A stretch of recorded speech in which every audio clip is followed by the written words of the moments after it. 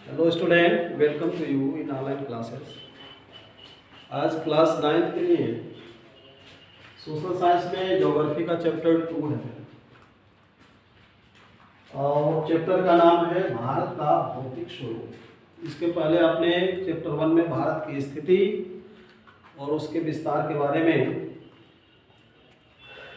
चर्चा की गई, आपको पता है। इसके बाद से दूसरा चैप्टर भारत का भौतिक स्वरूप माने उसका जो रूप है, धरातली स्वरूप कैसा है भारत का, इस चीज का जिक्र आप इस चैप्टर में करेंगे। आप अगर ध्यान से देखें तो भारत में जो भू आकृतियां हैं, यानी धरातल की जो आकृति है, यह विशाल भारत में अगर आप देखें तो भिन्न भिन्न है। अनेक प्रकार की विविध प्रकार की स्थल आकृतियों को आप देखेंगे।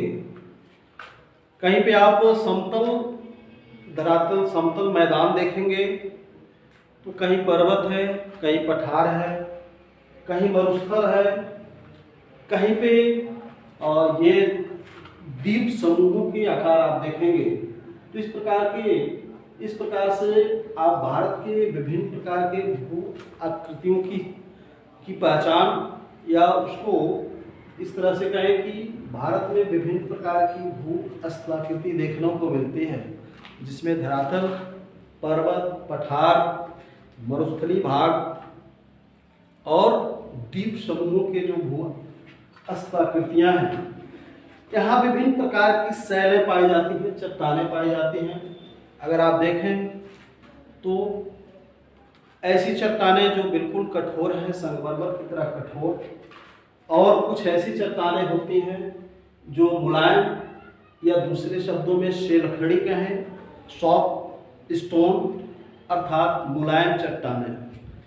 विभिन्न प्रकार की चट्टानों का जिक्र जहाँ इस भारत के भू स्थलाकृतियों में कठोर से कठोर और मुलायम से मुलायम चट्टानों को आप देख सकते हैं।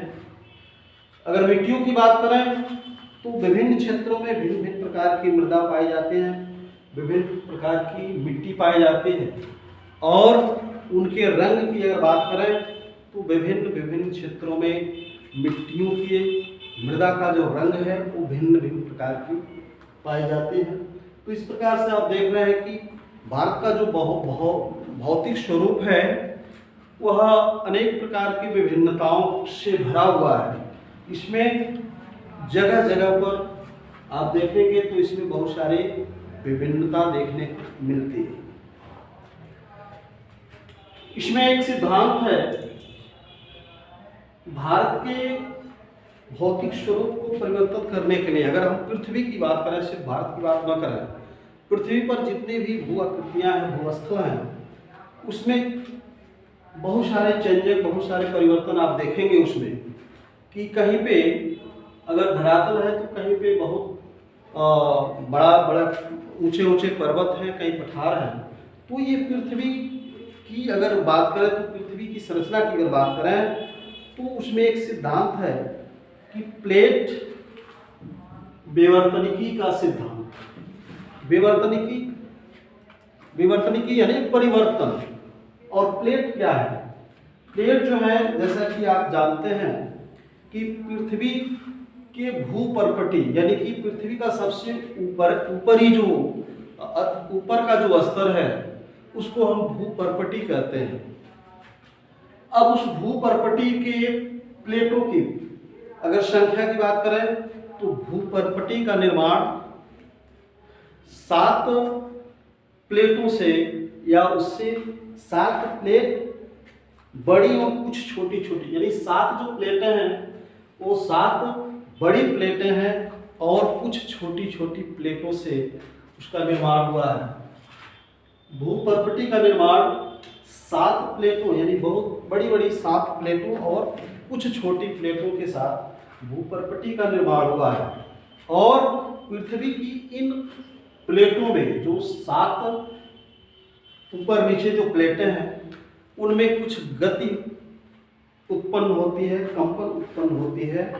इन प्लेटों में कंपन या गति उत्पन्न होने के कारण अगर देखें तो भूवैज्ञानिकों ने देखा कि इन कंपनों के कारण महाद्वीपीय शैल, जो महाद्वीपीय शैल है उनमें बहुत सारे परिवर्तन धीरे धीरे देखने को मिला और इसमें दबाव उत्पन्न होने के कारण अनेक प्रकार के परिवर्तन देखने को मिले। तो भूवैज्ञानिकों के अनुसार पृथ्वी की भूपर्पटी में जो अनेक प्रकार के शैलों से निर्मित हैं, प्लेटों से निर्मित हैं, उनमें अनेक प्रकार के दबाव उत्पन्न होते हैं। आपस में जो दबाव उत्पन्न होने के कारण गति उत्पन्न होती है और उस गति के कारण अनेक प्रकार के वलन की क्रिया, भ्रंशन की क्रिया और रूपांतर परिसीमा की क्रियाएं होती हैं। अब हम देखेंगे कि प्लेट विवर्तनिकी का जो सिद्धांत है, भूवैज्ञानिकों ने उस सिद्धांत को तीन रूपों में, तीन प्रकार के गतियों को विभिन्न वर्गों में विभाजित किया है। पहला जो टॉपिक इसमें देखेंगे कि प्लेटों की गतियों में किस प्रकार के परिवर्तन होते हैं। तो पहला जो परिवर्तन है वह अभिसारित परिसीमा के अंतर्गत आता है। अभिसारित परिसीमा में क्या है कि जब विवर्तनिक प्लेटें जो हैं उनकी जो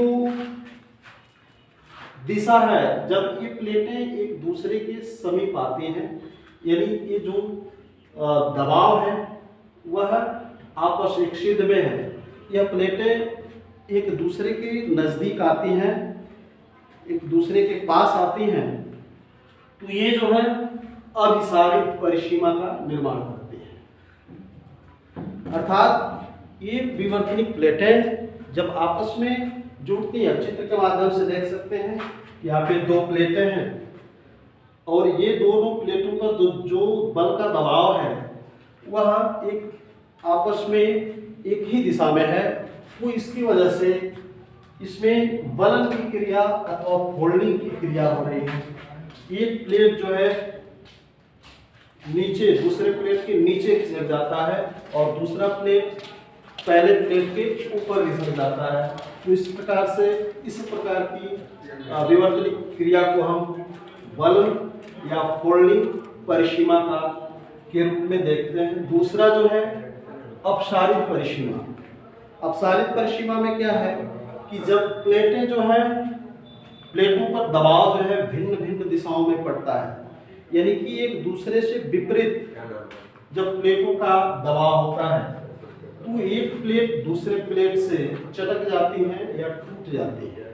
यानी दो प्लेटों में जब विपरीत दिशा में बल कार्य करता है, विपरीत दिशा में तनाव उत्पन्न होती है, तो प्लेटें जो है बीच में टूट जाती हैं और इसी को हम भ्रंशन या फॉल्टिंग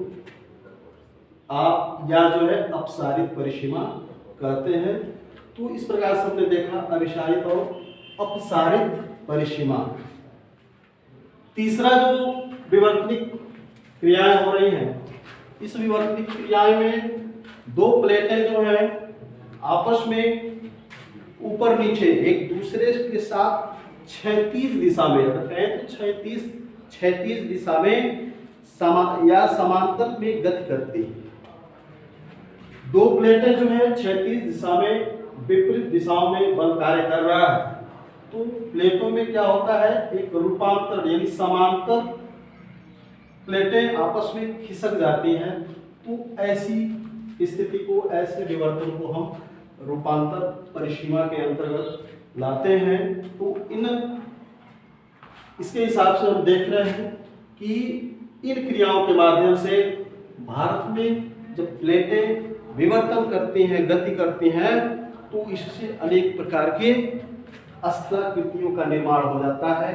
अर्थात वलन की क्रिया में अगर हम देखें तो चट्टानें जो है, ये सतह जो है फोल्डिंग कर जाती है, वलन कर जाती है, अर्थात ये पठार या पर्वतों का निर्माण करती है। जैसे दो प्लेटों में जब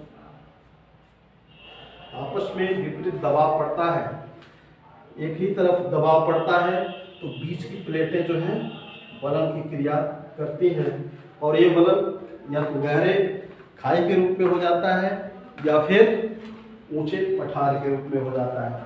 इसी प्रकार से भ्रंशन में जब प्लेटें विपरीत दिशाओं में दबाव डालती हैं तो प्लेटों के बीच में क्रैक्स आ जाता है या भ्रंशन पड़ जाता है, जिसको फाल्टिंग कहते हैं या भ्रंशन कहते हैं।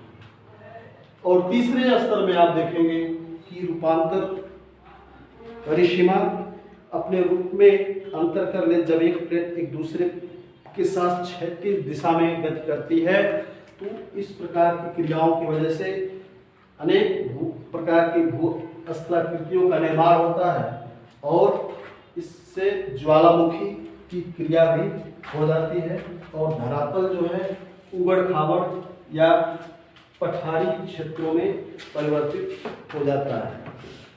तो आज आपने भारत के भूभाग या भौतिक स्वरूप का एक सामान्य परिचय आपने देखा।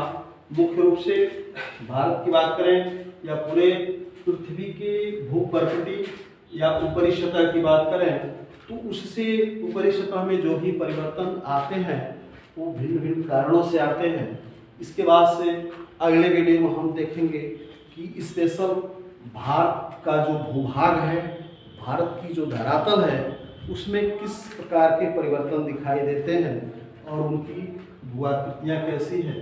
आज के वीडियो में इतना ही। अगले वीडियो में हम भारत का भूभाग का अध्ययन करेंगे। धन्यवाद।